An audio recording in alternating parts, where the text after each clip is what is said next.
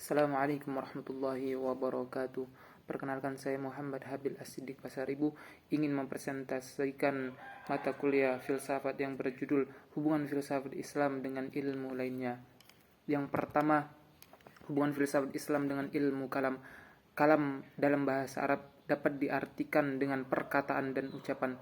Dalam ilmu kebahasaan, kalam ialah kata-kata yang tersusun dalam suatu kalimat yang mempunyai arti, sementara dalam ilmu agama yang dimaksud dengan kalam adalah firman Allah Subhanahu wa taala. Kemudian kata ini menunjukkan suatu ilmu yang berdiri sendiri yang disebut ilmu kalam. Dasar-dasar ilmu kalam ialah dalil-dalil akal atau rasio. Kaum teolog atau mutakallimin mendapatkan pokok persoalan dengan mengemukakan dalil akal terlebih dahulu. Setelah tuntas baru mereka kembali pada dalil Al-Quran dan hadis, dan cara pembuktian kepercayaan agama menyerupai ilmu logika dan filsafat. Ilmu kalam pada dasarnya adalah keagamaan yang berbeda metode dan objeknya dari filsafat Islam. Filsafat metode intelektual, maka nas agama dijadikan sebagai bukti untuk membenarkan akal. Sementara itu, ilmu kalam adalah metode argumentasi, maka filsafat dijadikan alat untuk membenarkan nas agama.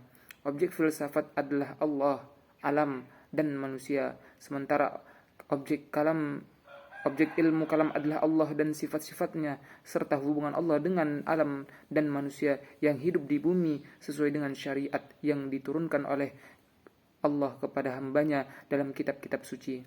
Filsafat mengarungi medan pemikiran tanpa terikat dengan pendapat yang ada. Sementara itu, kalam mengambil dalil akidah yang tertera dalam nas agama yang tidak mungkin diragukan lagi, seperti adanya Allah, kemudian dicarikan argumentasinya. Dengan demikian, ilmu kalam merupakan salah satu ilmu keislaman yang timbul dari hasil diskusi umat Islam dalam merumuskan kaidah akidah Islam dengan menggunakan dalil akal dan filsafat. Hal ini dapat dilihat dalam berbagai buku ilmu kalam atau ilmu tauhid. Selalu pertama kali dikemukakan dalil akal atau logika, kemudian baru diiringi dalil naqol atau Al-Quran dan hadis. Yang kedua, hubungan filsafat Islam dengan tasawuf. Tasawuf berasal dari kata sufi, yakni sejenis wol kasar yang terbuat dari buku yang dipakai oleh orang-orang yang hidup sederhana namun berhati suci dan mulia.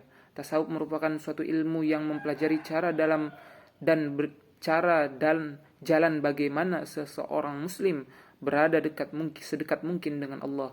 Dapat dibedakan kepada tasawuf amali atau akhlaki dan tasawuf falsafi.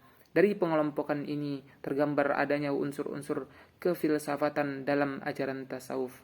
Objek filsafat membahas segala sesuatu yang ada di balik fisika maupun metafisika yang dikaji dengan mempergunakan argumentasi akal dan logika.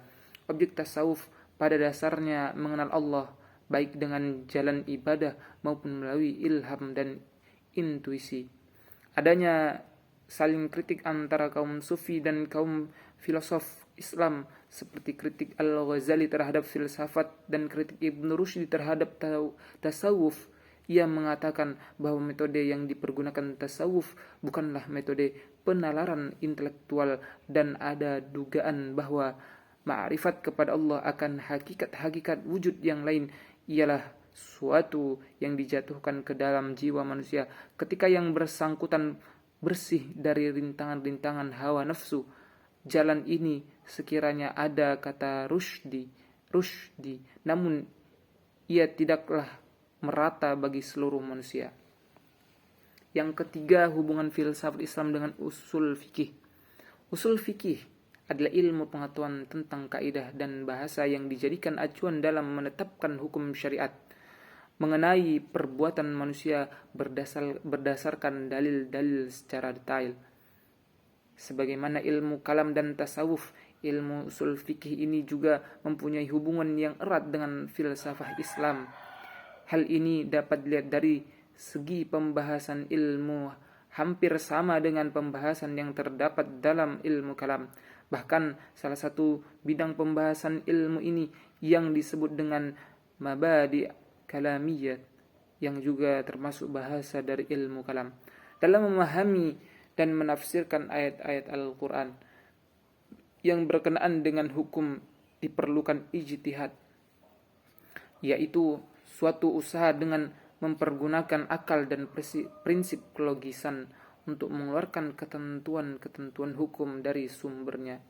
Mengingat pentingnya ijtihad ini, para pakar hukum Islam menganggapnya sebagai sumber hukum ketiga setelah Al-Quran dan hadis. Termasuk dalam ijtihad tersebut adalah qiyas, yakni menyamakan hukum sesuatu yang tidak ada hukumnya dengan sesuatu yang lain yang ada nas hukumnya, atau dasar persamaan illat.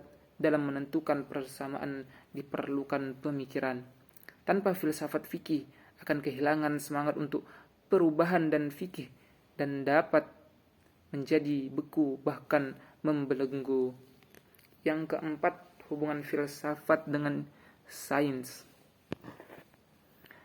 Sebagaimana kita ketahui, filsafat merupakan suatu ilmu yang menyakup seluruh lengan lapangan ilmu pengetahuan yang baik teoritis maupun yang praktis.